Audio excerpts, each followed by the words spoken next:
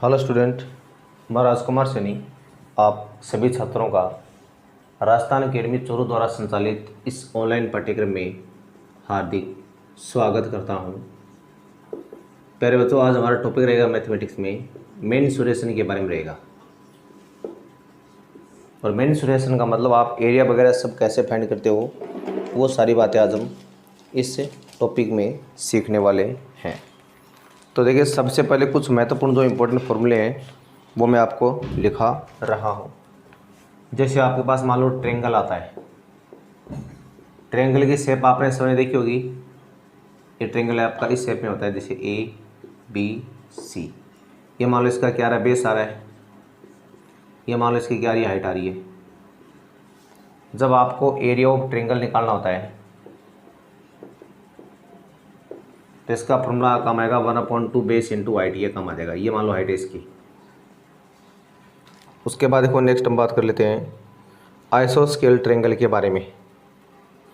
देखो, इसमें ये तो जब आपको बेस हाइट दिया जाए तब तो ये फॉर्मूला होता है। अगर आपको बेस हाइट नहीं दे करके इसकी तीनों साइड मान लो अगर ए बी सी इस फॉर्म में दी जाए तो उस कंडीशन में पहले आपको एस फाइंड करना पड़ेगा, जो होता है A plus B plus C upon 2।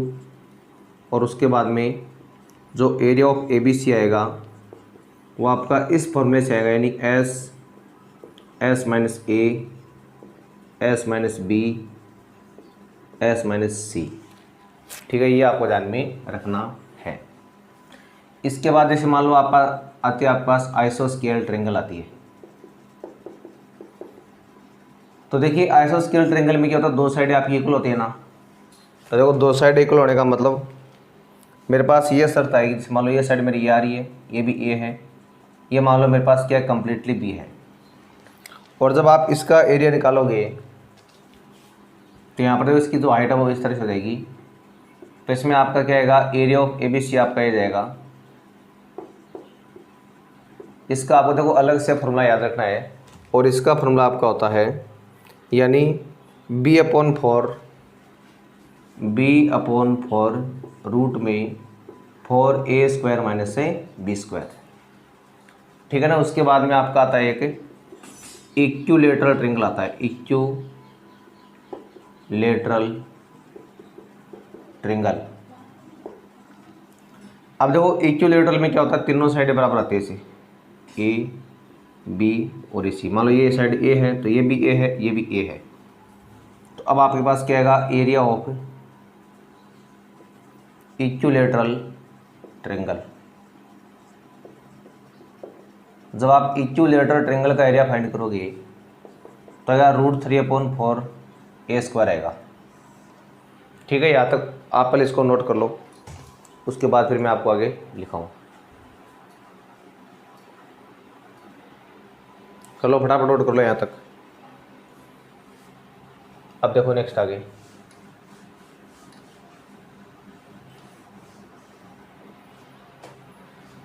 देखिए, उसके बाद में आपके पास कुछ और फॉर्मूला आता है। जैसे मान लो मेरे पास एक राइट एंगल ट्रेंगल आता है, राइट एंगल ट्रेंगल। और राइट एंगल ट्रेंगल का मतलब क्या होता है कि उसमें एक एंगल आपका 90 का होता है यहाँ पर। ये अब मान लो मेरे पास ये तो ए आ रहा है, ये मान लो मेरे पास बी आ रहा है, ये मान लो सी कोई भी साइड है। ठीक है ना। इसका जब आप एरिया निकालेंगे तो लिखना आपको area of right angle triangle. तो जो आपका हो जाएगा इसमें 1/2a इंटू बी हो जाएगा। ठीक है। उसके बाद में आपके पास नेक्स्ट फॉर्मूला आता है किसका, क्वाड्रिलेटरल का आता है, क्वाड्रिलेटरल। तो देखिए, क्वाड्रिलेटरल के बारे में याद रखना है, जो मतलब इस तरह से बना होता है, ऐसे मान लो कैसे हो सकता है ये बना हुआ। ठीक है ना, किसी तरह से। और जब आप इसका एरिया फाइंड करोगे तो इसमें क्या करना पड़ेगा, पहले आपको यहाँ पर एक ये डायगोनल लेना पड़ेगा। अब यहाँ से आपने इसके ऊपर ये परपेंडिकुलर लिया और यहाँ से आपने इसके ऊपर ये परपेंडिकुलर लिया, तो ये ABCD क्या मेरे पास ये कोई क्वाड्रिलेटरल है। अब मान लो इधर ये तो पूरी कंप्लीट क्या आपकी डी है यहाँ तक, ये तो कम्प्लीटली। और ये मान लो मेरे पास P1 आ रहा है यहाँ से यहाँ तक का, और ये मान लो क्या आ रहा है मेरे पास P2 आ रहा है। तो अब आप जब एरिया ऑफ ABCD फाइंड करोगे तो उस टाइम आपका मान आएगा 1/2। अब एक तो देखो इसमें आपको D लिखना पड़ेगा, साथ में इसमें आपका P1 + P2 आ जाएगा, ठीक है ना। इसका फॉर्मूला हो गया 1/D × P1 + P2।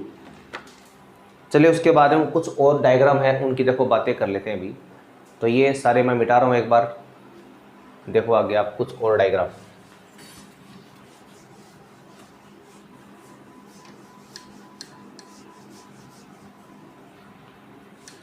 अब जैसे मान लो हमारे पास आ रहा है,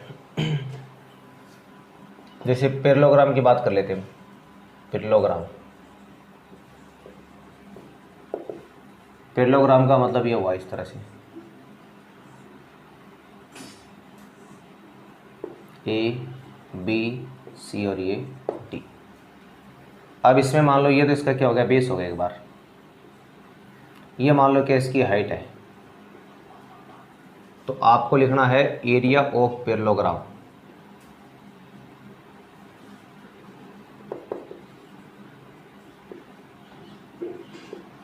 जो होता है आपका बेस इंटू हाइट, ये हाइट है इसकी।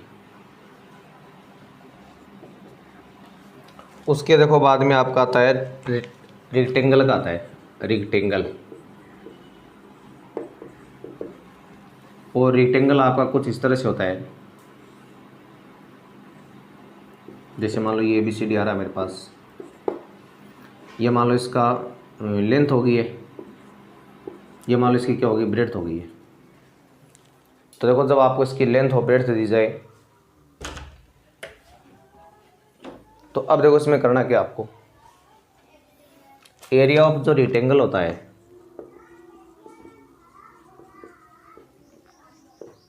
वो मेरे पास आता है L × B होता है। उसके बाद देखो हम बात कर लेते हैं किसकी, स्क्वायर की बात कर लेते हैं। स्क्वायर की शेप कुछ इस तरह से होती है बनी हुई, जिसमें आपकी ऑल साइड्स क्या होती है, इक्वल होती है। ईच एंगल आपका होता है 90 का।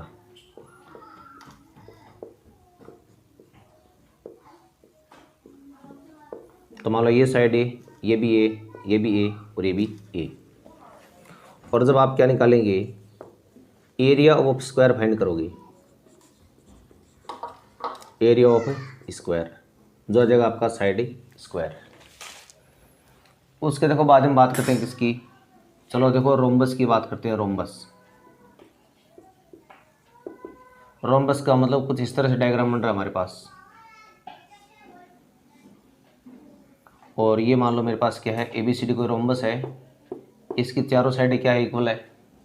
और मान लो इसका डायगोनल एक तो ये आ रहा है D1, एक मान लो इसका डायगोनल क्या D2 आ रहा है। ये तो मान लो D1 डायगोनल है, ये मान लो D2 है। तो अब जो एरिया ऑफ रोम्बस आएगा वो आपका आएगा 1/2 D1 / D2 ही आ जाएगा। इसके बाद में हम अब आगे बात करेंगे किसकी, नेक्स्ट जो हमारा रहेगा वो जैसे आपका आता है ट्रिपेजियम आता है। अब ट्रिपेजियम का मतलब क्या होता है, इस तरह से डायग्राम बनेगा हमारा। ये मान लो मेरे पास क्या है, साइड A है, ये मान लो B है। ये मान लो इनके बीच की डिस्टेंस क्या आ रही है, मान लो D आ रही है, मान लो H आ रही है, कुछ मान लो D मान लो। चलो अब जब आप इसका एरिया निकालते हो तो आपको लिखना है एरिया ऑफ ट्रिपेजियम। तो इसका होता है 1/2 सम ऑफ पैरेलल साइड इंटू उनके बीच की डिस्टेंस। तो आ गया 1/2 A + B × D आ रहा है, ठीक है। उसके बाद देखिए हम कुछ और बातें कर लेते हैं और क्वेश्चंस के बारे में। इनको मिटा रहा हूँ वापस में एक बार भी। देखो अगर हम आगे बात करें तो आगे आपका देखो इसमें पॉइंट आता है किसका, अब आता है क्वाड्रेंट का पॉइंट आता है। पहले चलो सर्किल ले लो आप, सर्किल की बात करते हैं पहले एक बार। और सर्किल मेरे पास कुछ इस तरह से बना हुआ है, ये मान लो इसकी रेडियस आर है, आप लिखोगे एरिया ऑफ सर्किल जो होता है पाई आर स्क्वायर। इसी में आपको कुछ और बातें याद रखनी है, जैसे एरिया ऑफ सेमी सर्किल आता है, सेमी सर्किल जो आएगा 1/2 पाई आर स्क्वायर। उसके बाद में आता है एरिया ऑफ क्वाड्रेंट आता है, तो 1/4 पाई आर स्क्वायर। इनके अलावा आपको याद रखना है, जैसे रिंग का एरिया आता है हमारे पास, रिंग, और रिंग का मतलब होता है जैसे दो सर्किल बने हुए हैं, इनके बिटवीन का एरिया ये रिंग होता है।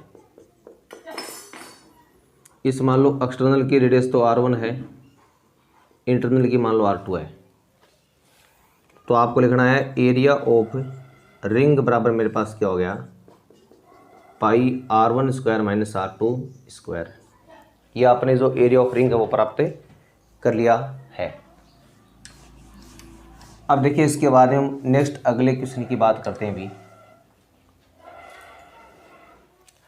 अगला जो क्वेश्चन रहेगा आपका वो आ रहा है किसका, एरिया मतलब सर्कमफ्रेंस है ना, वो देख लो आप इसमें, यानी सर्कमफ्रेंस ऑफ सर्किल जो होती है 2 पाई आर। उसके बाद में लेंथ ऑफ आर्क देख लो आप, जो होता है θ/360 इंटू 2 पाई आर। इसके अलावा आप देख सकते हैं एरिया ऑफ सेक्टर, सेक्टर का जब एरिया निकालना होता है तो आएगा मेरे पास क्या, θ/360 इंटू पाई आर स्क्वायर। ये बातें आपको इसमें ध्यान में रखनी है। तो देखो ये लगभग मैंने आपको इसके सारे फॉर्मूले वो लिखा दिए हैं। इनके अलावा देखो कुछ सॉलिड जो शेप आते हैं उनके बारे में आप फॉर्मूले वो देख लीजिए, सॉलिड शेप के बारे में। जैसे हम सबसे पहले बात करते हैं सॉलिड शेप में, जिससे आपका पहले आता है क्यूबॉइड आता है, तो इसके तीनों लिख लो फटाफट सारे। टी एस ए क्या होता है, 2 into L B plus B H plus H L. अगर आप इसके सी एस ए की बात करेंगे 2 into H L plus B. अगर आप इसके वॉल्यूम की बात करेंगे तो L into B into H ही आता है। और अगर आप इसके डायगोनल की बात करें जो आता है रूट में L square plus B square plus H square ही आता है। क्यूबॉइड के बाद में आपको देखो क्यूब के बारे में भी कुछ फॉर्मूले ध्यान में रखने हैं। जैसे मालूम क्यूब की बात करें, जैसे मान लो हमारे पास क्यूब आता है तो इसका टी एस होता है 6a स्क्वायर, इसका सी एस होता है 4a स्क्वायर, इसका वॉल्यूम होता है a क्यूब, और जो इसका डायगोनल है वो होता है रूट में, जैसे मान लो a√3 होता है इसका, a√3। फिर आता है सिलेंडर के बारे में, इसका टी एच होता है 2 पाई आर आर प्लस एच, इसका सी एच होता है 2 पाई आर एच, इसका वॉल्यूम होता है पाई आर स्क्वायर एच। फिर सिलेंडर के बाद में आता है मेरे पास क्या, कोण आता है।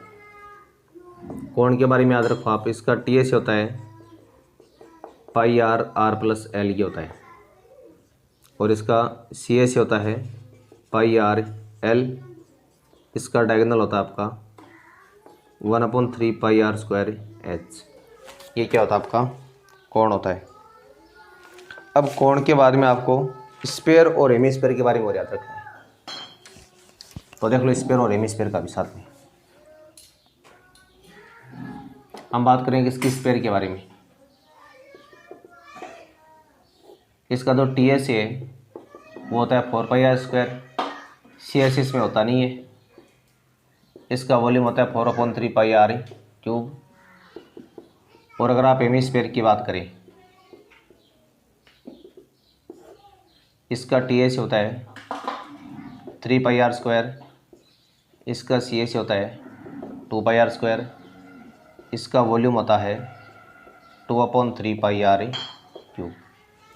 तो ठीक है, ये सारी की सारी बातें आपको ध्यान में रखनी है। तो ये मैंने आज आपको इसमें कुछ बेसिक बातें हैं वो सिखाई हैं, बाकी बातें हम नेक्स्ट वीडियो में करेंगे। तो आज के लिए बस इतना ही, तब तक के लिए नमस्कार।